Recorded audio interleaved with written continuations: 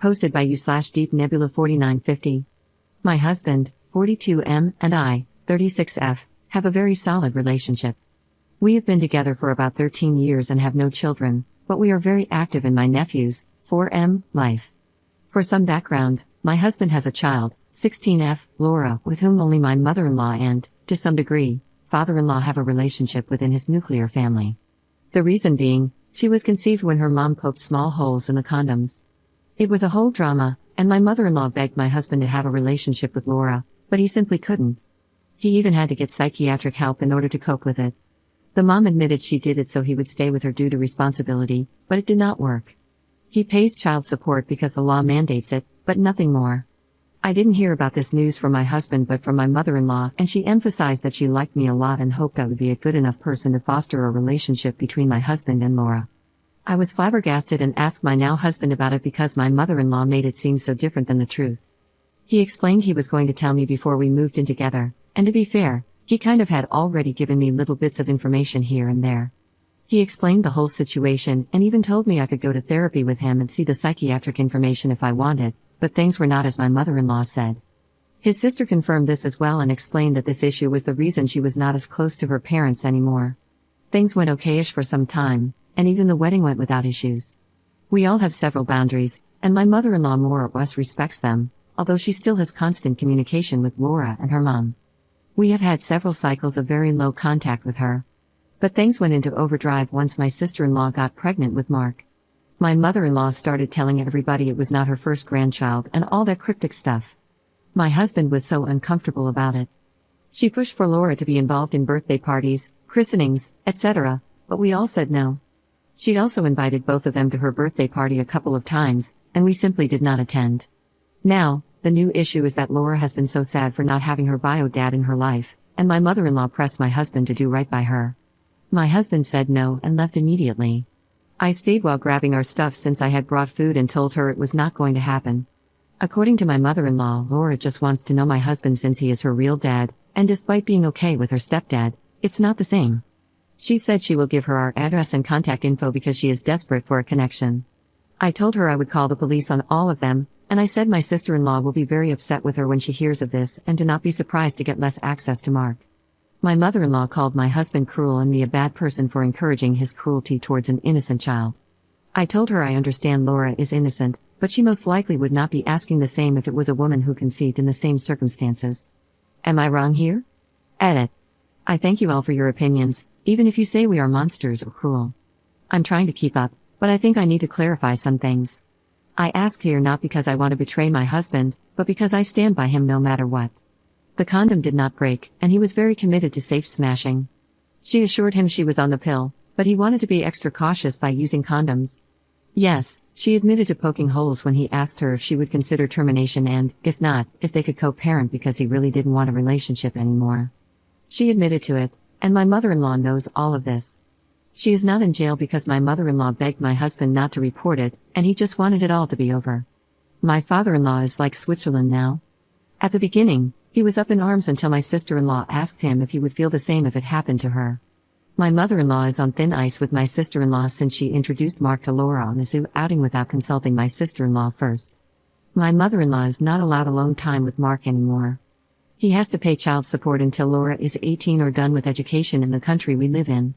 He already made sure to make a will, leaving her the minimum allowed by law, since you can't disinherit children in the country, but you can leave them the least amount. My mother-in-law is very distraught at this since he had me and Mark as the main beneficiaries. My husband does not want to meet Laura, give her a letter, etc. I'm not going to make him do that. I do believe my mother-in-law is pushing harder since Mark was born because my husband is amazing with him. We even took him on a trip recently, and we are very loving towards him. We also spend a bunch on him because we want to. We own our place, but it's all in my name for obvious reasons. I don't know if Laura knows, but I would never tell her because it is not my place, and despite everything, I think it is horrible to learn and worse from someone you don't even know. Update 1. I want to thank everybody who took the time to reply, even if it was against us. You gave us the push we needed to clear the situation. I showed my husband the post, and after spending a long time reading the comments, he decided enough was enough. Yesterday morning, he texted my sister-in-law and mother-in-law, telling them he would like to meet and have this over with. My mother-in-law said we could do it in the afternoon and that Laura was coming too. We all said okay.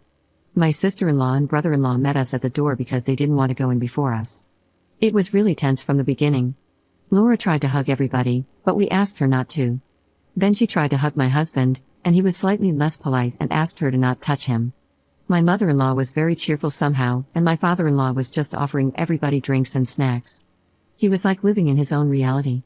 We sat down, and after what felt like the longest 5 silent minutes of my life, my husband turned to Laura and asked her if she could please leave him alone. Laura responded that he was her dad, and she would need his support when she goes to uni since she was planning to move to our city, and it was very expensive and hard to find a place. She said she knew he owned his own place and that he clearly had money to spare, so she was wondering if he would help her out. My husband said no, that he was already paying child support and would stop as soon as the law allows him to.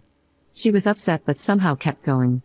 She turned to me and said that at the end of the day, what is my husband's will go to her, since my mother-in-law explained the inheritance laws to her, and she wanted to be on good terms with me for when we need to decide what to do with the house, etc. I just told her not to worry because the house is in my name only, and there is already a will covering it all. My mother-in-law knew about the will but not the house situation.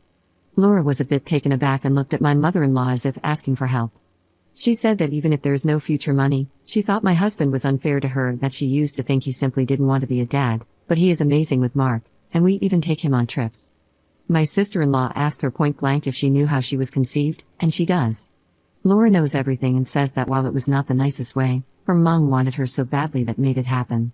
She said my sister-in-law should understand because she is her cousin, and she would love a relationship with him. My sister-in-law was seething, and my brother-in-law told Laura he will literally call the cops if she tries to get near Mark. She started crying, saying that she wanted her family to love her and be as awesome as everybody is with Mark, and that it is not her fault. Her mom is not a bad person, she just wanted a family, and my husband denied them that. My husband said that it was the lying and the deception that cost the relationship, not him.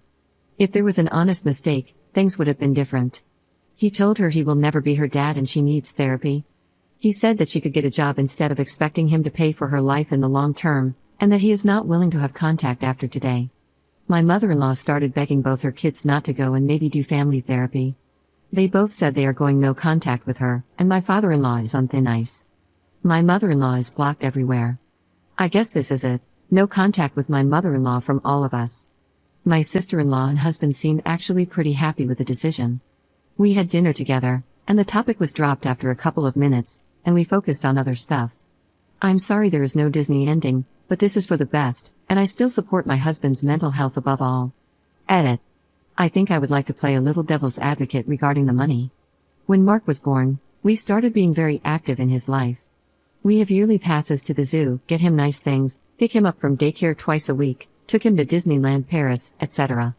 I believe my mother-in-law was showing her pictures, and that is why it came out like this, or at least it is my assumption of it. Her mom is not poor by any means, but she does have 2 other kids. Our city is very popular for student life, which makes it that much more expensive. My husband and I are not interested in having children of our own, we simply are ambivalent about the issue. I know it might have made my mother-in-law even more eager to have a relationship with Laura. We were giving her pocket money for some time, but we have decided to stop that as well and let her figure things out with her pension alone. I don't think we will have anything else to update in this case other than if Laura or my mother-in-law come around Mark, but I highly doubt this will happen. As much as we don't want a relationship with any of them, these are a teenager and a pensioner, not criminal masterminds. Update 2. I want to start by saying thank you again for the encouraging messages, and to those calling us all monsters, we are humans and flawed like everyone else. I thought the issue was over and done with, but it seems it is not. We had some weeks of bliss and chaos afterward, and we are all still recovering from it.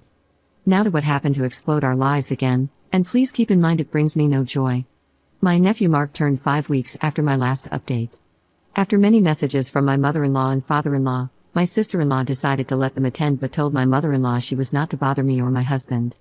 My mother-in-law didn't approach us once but kept staring at us, and we decided to ignore her. The issue was that I kept holding my bloated stomach and my husband kept being goofy about it. I am not pregnant, I have several intolerances to delicious foods that make me bloated, but I misbehave and eat them sometimes. My mother-in-law does not know about most of them since they developed with age, and we used to go up and down with low contact with her, so I guess she assumed I was pregnant. A week after Mark's birthday party is when everything went to hell. Laura came to my husband's office and made a scene. She was screaming at him about how she couldn't believe he was starting over without taking care of his first child and many other insults and accusations. She was throwing office supplies, crying, and causing a huge commotion, so the office manager called the police and an ambulance. The manager also called me. By the time I arrived, my husband was having a panic attack in his office, totally sure he was fired. I told him not to worry and that I would sort it out. I explained everything to everybody, from coworkers to police to EMTs. Laura was taken in for evaluation, and the coworkers took a long lunch so my husband could leave without having the awkward walkout. I took my husband home, and he was shaking and panicking. He said he felt unsafe, so I took him to the psychiatrist. The psychiatrist was able to calm him down, and we also had a session together days later where he opened up more about what the mom did to him. This has been very expensive but worth it for sure. Laura was not really in trouble since the office manager agreed to let it go for an apology and payment, but her mom was not having it. The moment she saw my husband at the station, she went ballistic. My husband couldn't handle it and had another panic attack. This woman is a doctor but doesn't seem to care. In the end, she paid the fine and restitution to the office and took Laura home. As a little background, I would like to share something I recently discovered about my husband's relationship with Laura's mom. Whatever I thought, it was way worse. I won't go into details, but during therapy, it came out that she even threatened him once with a knife. It's been really hard to keep it together lately, but it explains a lot of my husband's reactions. My sister-in-law was so done with my mother-in-law after this incident that she told her dad he either divorces her or she is cutting him off too. It's still a 50-50 decision since my sister-in-law is literally my father-in-law's favorite person, but he has been married to my mother-in-law for 44 years. My brother-in-law took my husband camping to help him have some fun and stay distracted. He has been mainly on sick leave since the incident. My sister-in-law, brother-in-law, husband, and I had a disagreement due to Laura's expenses.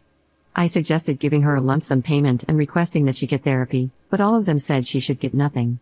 I said I would be willing to pay for it, but after the new revelations about my husband's relationship with her mom, my sister-in-law is even more adamant against helping them more than we should.